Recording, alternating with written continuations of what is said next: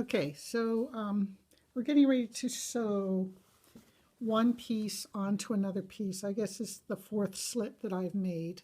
Whoops, fourth slit that I've made. And sometimes you come over and go, does this go on this one? Or does this one go on this one?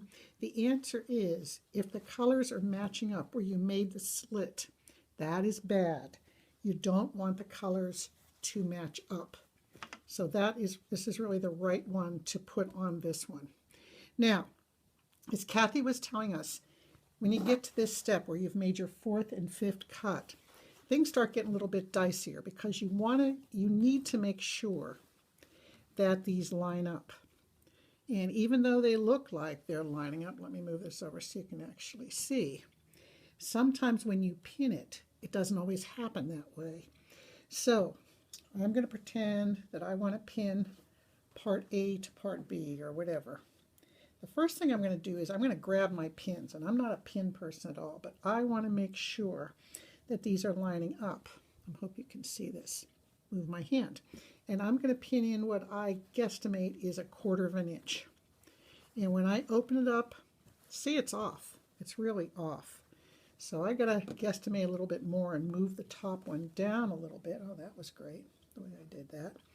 And this is the tricky part. Again, sort of figure out where 1/4 of an inch is. That's not 1/4 of an inch. That may be 1/4 of an inch.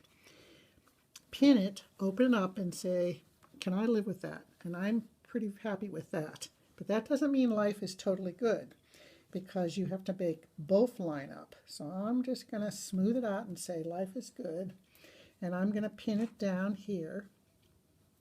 And I'm going to open it up again. And I'm going to look at it. And I have to look through the camera, actually. No, I can look here. This is pretty good. I'd like it to come down a little bit more. And because there's so many biases, it's really easy just to give it a little bit of a tug and pin it again and look at it before you start sewing.